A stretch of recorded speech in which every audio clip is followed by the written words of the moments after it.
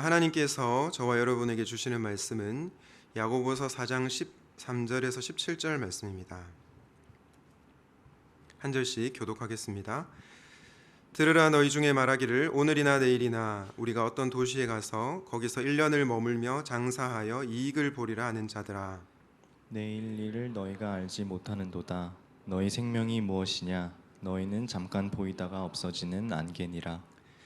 너희가 도리어 말하기를 주의 뜻이면 우리가 살기도 하고 이것이나 저것을 하리라 할 것이거늘 이제도 너희가 허탄한 자랑을 하니 그러한 자랑은 다 악한 것이라. 함께 읽겠습니다. 그러므로 사람이 선을 행할 줄 알고도 행하지 아니하면 죄니라. 아멘. 오늘은 내일은 내일이 아닙니다라는 제목으로 말씀을 전하도록 하겠습니다. 주보에 보시면 오늘 설교 제목이 내일을 안다고 자부하는 이들에 대하여라고 되어 있는데요. 제가 지난 금요일 밤에 잠을 자다가 갑자기 깼는데 내일은 내일이 아닙니다. 이 제목이 갑자기 떠올라서 제목을 바꿨습니다. 그냥 그랬다는 겁니다. 내일은 내일이 아닙니다라는 제목으로 말씀 전하겠습니다. 오늘은 그림 한 장을 보면서 말씀을 좀 풀어보려고 하는데요. 그림을 한번 보여주실까요? 혹시 이 그림이 어떤 그림인지 아십니까? 한스 홀바인이라고 하는 화가가 그린 대사들이라고 하는 그림입니다. 여기 보시면 두 사람이 나오는데요. 여러분이 보시기에 이 두 사람은 신분이 높은 사람 같습니까? 아니면 낮은 사람 같습니까? 신분이 높은 사람 같아 보이죠. 입고 있는 옷이나 걸치고 있는 장신구들을 보면 굉장히 신분이 높은 사람 같습니다. 실제로 왼쪽에 있는 사람은 프랑스 외교관이고요. 오른쪽에 있는 사람은 굉장히 훌륭한 종교 지도자입니다. 이 그림의 중간에 보면 지구본과 망원경과 여러 가지 과학 장비들이 있는데요. 지금 기준으로는 별것 아닌 것 같지만 당시 이 물건들은 첨단 과학의 도구들이었습니다. 이 모든 것을 종합해 보면 이 그림은 성공한 두 사람과 새로운 시대의 도래를 보여주고 있습니다. 그런데 여러분은 이 두 사람의 나이가 몇 살처럼 보이십니까? 한번 대답을 해보실까요? 우리 오랜만에 나오신 최다은 자매님, 몇 살처럼 보이십니까? 이 두 사람의 나이가 40대처럼 보이죠. 그런데 왼쪽에 있는 사람은 29살이고 오른쪽에 있는 사람은 25살입니다. 왼쪽은 청년의 형제고 오른쪽은 청년부 형제입니다. 저는 처음에 이 그림을 봤을 때 두 사람이 나이가 40은 넘은 줄 알았습니다. 그런데 놀랍게도 두 사람은 20대였던 거죠. 젊은 나이에 두 사람 모두 이렇게 성공을 한 것입니다. 여러분 부럽습니까? 평소에 아멘 안 하시다가 여기 아멘하면 곤란합니다. 사실 인간이라면 누구나 부러워할 법한 그런 인생입니다. 그런데 이 그림을 그린 화가가 우리의 배를 아프게 하기 위해서 이 그림을 그린 것이 아닙니다. 이 그림 중간 아래 하단 쪽에 보시면 우리가 새로운 것을 알 수 있는데요. 여러분들이 잘 안 보이실 것 같아서 제가 확대한 그림을 준비했습니다. 한번 보여주실까요? 중간 아래쪽을 확대해 보겠습니다. 뭐가 그려져 있죠? 해골이 그려져 있습니다. 해골은 죽음을 상징하죠. 젊은 나이에 성공했지만 이 두 사람도 결국은 죽을 수밖에 없는 유한한 인생임을 우리에게 알려주고 있는 것입니다. 그리고 우리가 인생에 있어서 자랑하고 있는 것들이 얼마나 허탄한 것인지를 보여주고 있습니다. 제가 이 그림을 왜 보여드렸냐면 오늘 본문에 이런 내용이 나오기 때문입니다. 그렇다면 도대체 야고보는 오늘 본문을 통해서 저와 여러분에게 무엇을 말씀하기를 원했던 것일까요? 먼저 첫 번째로는 우리는 내일 일을 알 수 없는 존재라는 것입니다. 잘 한번 생각해 보십시오. 우리의 1년 뒤, 아니 한 달 뒤, 그것도 아니라 우리 일주일 뒤를 예측할 수 있는 사람이 이 세상에 어디 있겠습니까? 우리는 내일 일을 알 수 없는 유한한 존재입니다. 4장 13절 14절입니다. 들으라 너희 중에 말하기를 오늘이나 내일이나 우리가 어떤 도시에 가서 거기서 1년을 머물며 장사하여 이익을 보리라 하는 자들아, 내일 일을 너희가 알지 못하는도다. 너희 생명이 무엇이냐? 너희는 잠깐 보이다가 없어지는 안개니라.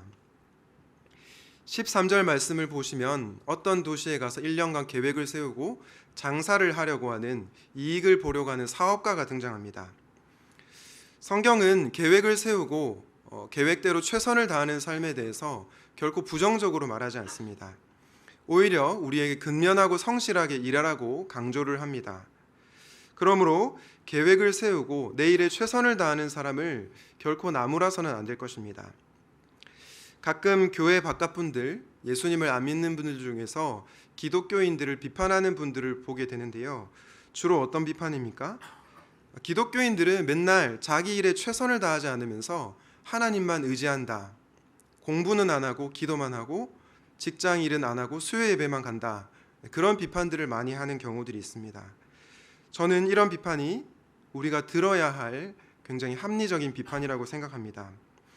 그런데 오늘 야고보는 자기 일에 계획을 세우고 최선을 다하는 사람을 겨냥해서 말하는 것이 아닙니다.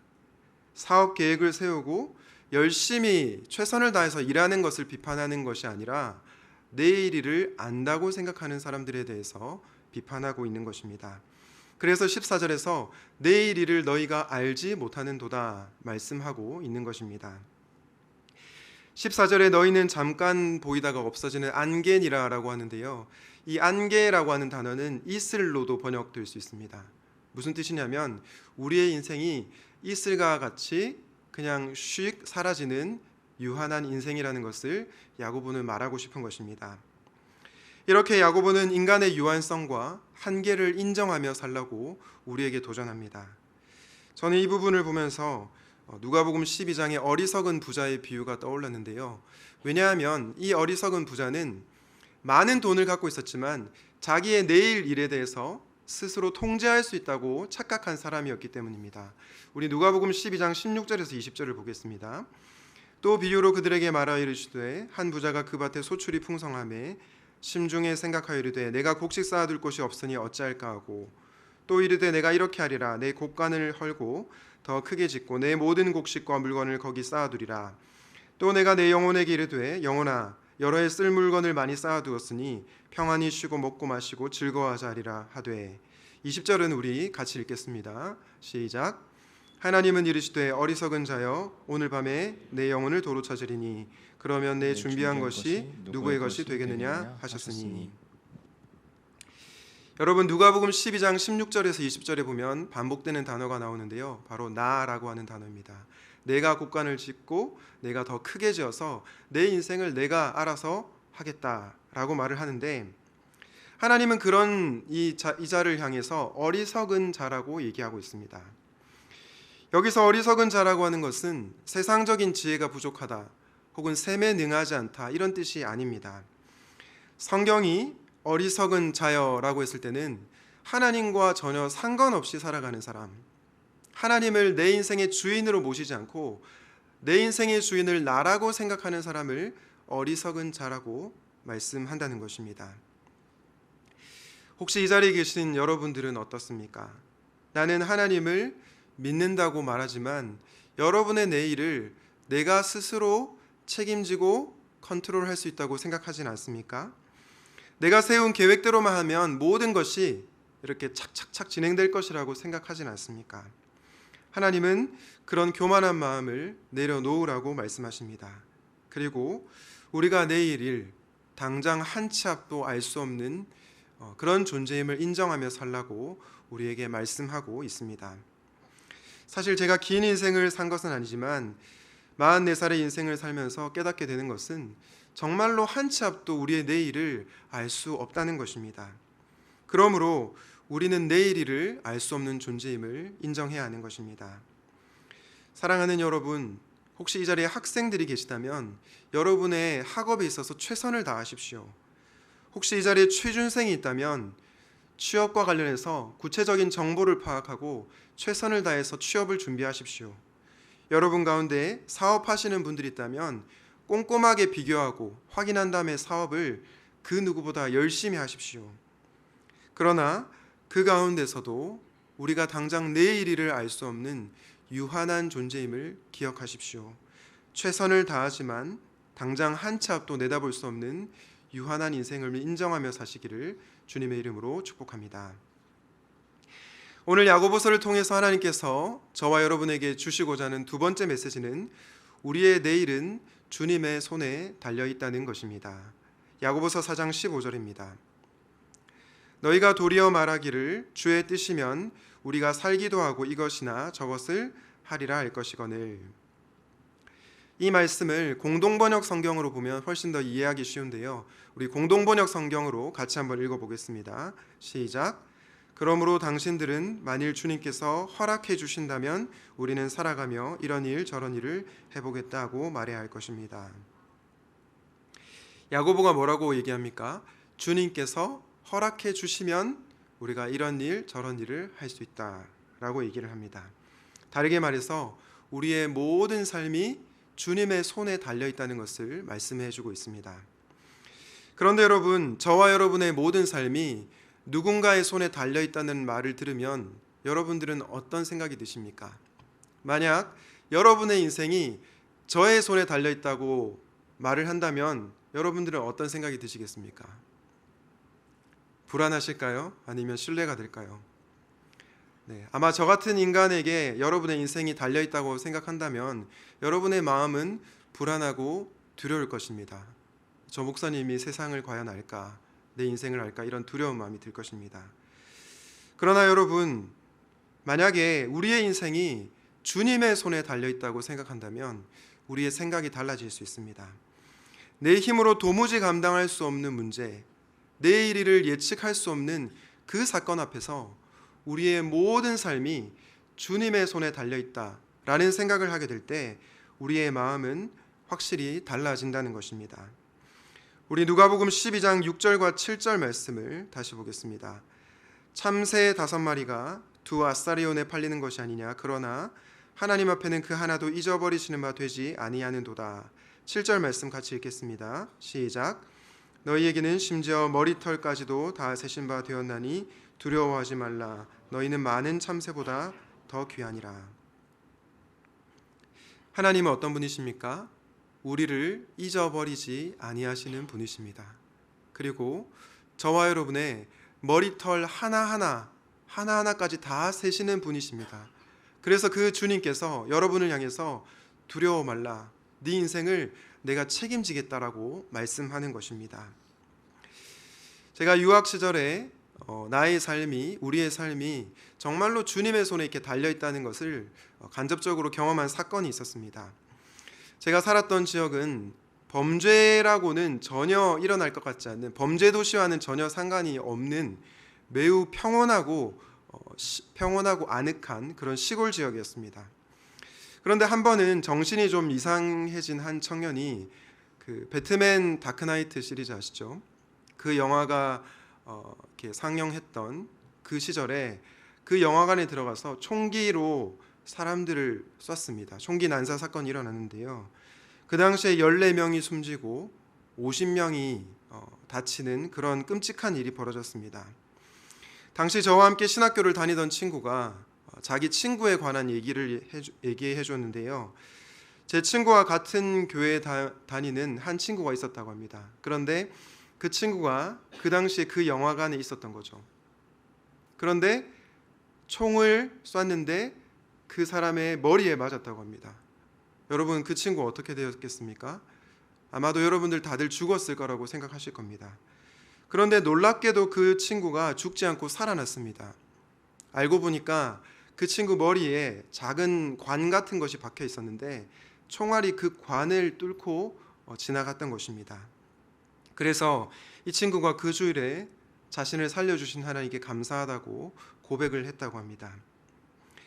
이런 예화를 들며 어떤 분들은 그 영화관에서 죽은 기독교인들도 있지 않느냐라는 반문을 하실 겁니다. 맞습니다. 물론 어떤 기독교인들은 총을 맞고 죽었을 것입니다. 그러나 제가 드리고 싶은 말씀은 하나님께서 허락하시면 죽었다고 생각한 인생도 살아날 수 있다는 것입니다.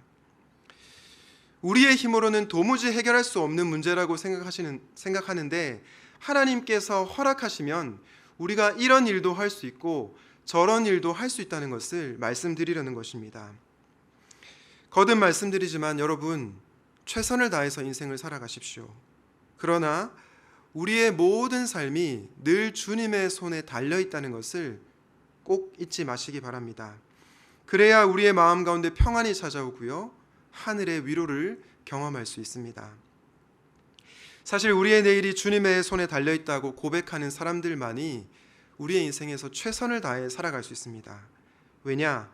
주님께서 저와 여러분의 내일을 인도하신다는 그 확신을 가지고 오늘 하루 최선을 다해서 살아갈 수 있기 때문입니다. 염려를 내려놓고 주님이 내 인생을 책임지신다, 그 믿음으로 오늘 하루 최선을 다해서 살아갈 수 있는 것입니다. 우리를 잊어버리지 아니하시고 저와 여러분의 머리털 하나하나까지 세시는 분이 바로 우리가 믿는 주님이시라는 것을 잊지 마시기 바랍니다. 우리가 암송했던 시편 127편 1절이 그것을 잘 보여주고 있습니다. 여호와께서 집을 세우지 아니하시면 세우는 자의 수고가 헛되며 여호와께서 성을 지키지 아니하시면 파수꾼의 깨어 있음이 헛되도다. 사랑하는 청년 여러분, 사랑하는 성도 여러분, 우리의 오늘 하루가 하나님께서 허락하신 하루입니다. 우리의 내일이 하나님께서 허락해 주셨기 때문에 살아갈 수 있는 내일입니다. 우리의 모든 삶이, 우리의 내일이 주님의 손에 달려 있음을 믿고 하루의 삶에 최선을 다하는 인생 되시기를 주님의 이름으로 축복합니다. 지금까지 우리는 저와 여러분이 내일을 알 수 없는 유한한 존재이고 우리의 내일이 주님의 손에 달려 있다는 말씀을 들었습니다. 그렇다면 하나님께서 야고보서를 통해서 저와 여러분에게 주시는 마지막 교훈은 무엇일까요? 마지막은 매일 겸손히 주님을 의지하라입니다. 우리는 내일을 알 수 없는 유한한 존재이고 우리의 내일이 주님의 손에 달려 있기 때문에 우리는 매일 주님을 겸손히 의지해야 합니다. 4장 16절 17절을 보겠습니다. 이제도 너희가 허탄한 자랑을 하니 그러한 자랑은 다 악한 것이라. 그러므로 사람이 선을 행할 줄 알고도 행하지 아니하면 죄니라. 16절에 허탄한 자랑이라고 되어 있는데요, 이게 뭐냐면 주님의 도우심이 없이도 내 힘으로 살아갈 수 있다고 생각하는 자랑을 말합니다. 특별히 내일 일을 내가 안다고 자부하는 사업가들이 이런 생각을 했습니다. 그런데 주님께서 그러한 자랑은 다 악한 것이라고 하시면서 사람이 선을 행할 줄 알고도 행하지 않으면 죄라고 말씀합니다. 여러분, 여기서 선을 행할 줄 알고도 행하지 아니하는 죄, 선을 행할 줄 알고도 행하지 아니하는 죄, 무엇을 의미할까요? 여기서 선은 무엇을 뜻할까요? 어떤 분들은 여기서 선은 선행이나 봉사라고 생각할지 모르겠습니다. 하지만 우리가 기억해야 할 것은 성경을 읽을 때 중요한 것이 문맥을 생각하면서 읽어야 됩니다. 이 문장의 앞단락과 뒤단락이 무엇을 얘기하고 있느냐, 그것을 생각하고 성경을 읽어야 합니다. 이런 관점에서 선을 행할 줄 알고도 행하지 않는다는 것은 바로 우리의 인생의 주인이신 하나님을 의지하지 않고 살아가는 것을 바로 선을 행할 줄 알고도 행하지 않는 죄라고 생각할 수 있습니다. 여러분, 우리가 보통 죄라고 하는 말을 들으면 우리는 어떤 생각을 하십니까? 죄라는 말을 들으면 아마도 하지 말았어야 했는데 했던 것을 죄라고 떠올릴 것입니다. 예를 들어서 거짓말을 하거나 도둑질을 하거나 누군가에게 사기를 치는 것을 죄라고 생각을 하죠. 실제로 국어사전을 찾아봐도 죄는 잘못이나 허물로 인해서 벌을 받을 만한 일이라고 되어 있습니다. 즉 사전에도 죄는 이걸 하면 안 되는데 행한 것을 죄라고 생각하는 거죠. 그런데 오늘 야고보 사도가 얘기하는 죄는 뭔가를 하지 말았어야 했는데 한 죄를 말하는 것이 아니라 뭔가를 해야 했는데 하지 않은 죄를 말합니다. 뭔가를 행해야 하는데 하지 않은 죄를 말합니다. 이거를 영어로 sin of omission이라고 하는데요, 오미션은 생략 혹은 누락이라는 뜻이죠. 즉 뭔가를 해야 했는데 생략하고 빠뜨린 죄를 sin of omission, 선을 행할 줄 알고도 행하지 아니하는 죄, 즉 주님을 의지하지 않은 죄라고 말한다는 것입니다. 아마도 누가복음 5장에 나오는 베드로 사건을 잘 아실 겁니다. 베드로는 고기 잡는 데 있어서 선수였죠. 그는 고기를 정말로 잘 낚았습니다. 그런데 어느 날 밤이 새도록 고기를 낚았는데 물고기가 단 한 마리도 잡히지 않는 것입니다. 바로 그때 예수님께서 베드로를 찾아오셨습니다.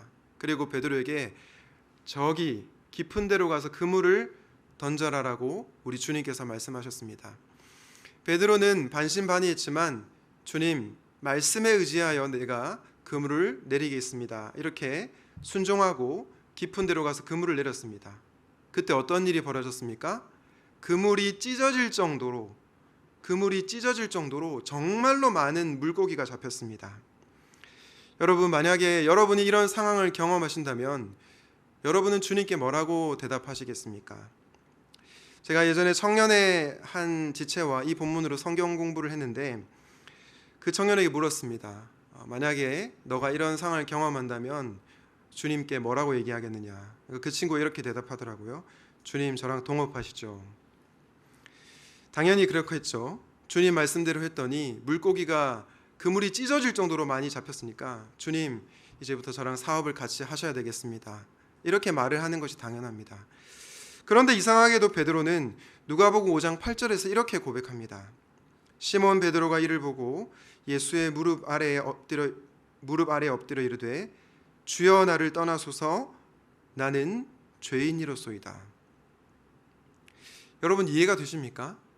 주님, 저랑 동업하시죠 라고 해야 되는데 주님, 저를 떠나소서 저는 죄인입니다라고 고백하고 있습니다. 왜 베드로가 이런 고백을 했을까요? 1차적으로는 전능하신 하나님 앞에서 자기가 얼마나 연약한 존재인지를 고백하는 행위이고요. 2차적으로는 자신이 말씀을 의지하지 않고 주님을 의지하지 않고 자기 인생의 주인이 자기가 되어서 살았던 것을 회개하는 그런 고백인 것입니다.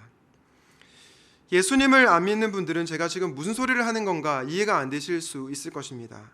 하지만 예수님을 믿는 분들은 제가 지금 무슨 얘기를 하는지 알 것입니다. 선을 행하지 않는 것이 어떤 죄이냐? 나의 인생의 주인이신 예수님을 내 삶의 주인으로 모시지 않은 죄, 그 예수님을 나 인생의 주님으로 모시지 않고 그 주님을 의지하지 않은 죄, 예수님은 내 삶과 상관이 없다, 내 힘과 내 뜻대로 사업을 하면 되고 공부를 하면 되고 그분은 내 인생에 개입할 필요가 없다 생각한 죄를 베드로가 바로 회개한 것입니다. 오늘 계속 반복해서 말씀드리지만 사랑하는 여러분, 인생에 있어서 최선을 다해서 살아가십시오. 비기독교인들이 여러분을 비판할 수 없게끔 정말로 열심히 살아가십시오. 그러나 우리가 절대로 잊지 말아야 할 사실은 우리의 인생의 주인은 내가 아니라 예수님이시라는 것입니다. 내 힘으로 되지 않는 일을 만날 때 주님은 겸손히 예수님을 의지하시기를 바랍니다. 그리하여 주님이 이끄시는 인생을 우리가 경험해 보기를 원하십니다. 바라기는 우리 주님을 의지하는 겸손한 인생들이 되시기를 주님의 이름으로 축복합니다. 말씀을 맺겠습니다. 오늘은 내일은 내 일이 아닙니다 라는 제목으로 말씀을 전했습니다. 사랑하는 여러분, 어떤 이들은 내일을 내가 다 안다고 생각하면서 살아갑니다. 하지만 저와 여러분은 그렇게 대단한 존재가 아닙니다. 우리는 내일을 다 예측할 수 있는 그런 신과 같은 존재가 아니라는 말씀입니다. 그럼에도 불구하고 저와 여러분이 두려워하지 않아도 되는 이유는 바로 우리의 내일이 선하신 주님의 손에 붙들려 있기 때문입니다. 우리가 아까 찬양의 가사처럼 그 무엇도 알 수 없는 내일을 나를 지키시고 보호하시고 인도하시는 그 주님께서 내 인생을 책임지시기 때문입니다. 그러므로 매일 겸손히 주님을 의지하십시오. 내 삶에서 계획을 세우고 최선을 다해 살아가지만 그것만으로 만족하지 마시고 예수님을 내 인생의 주인으로 모시고 최선을 다해서 살아가십시오. 주님을 의지하고 최선을 다하는 인생, 그리하여 내 삶 가운데서 주님의 역사를 경험하는 귀한 인생들 되시기를 우리 주님의 이름으로 축원드립니다. 아멘. 오늘 말씀을 기억하시면서 주님 손에 맡겨드리리 함께 찬양하도록 하겠습니다.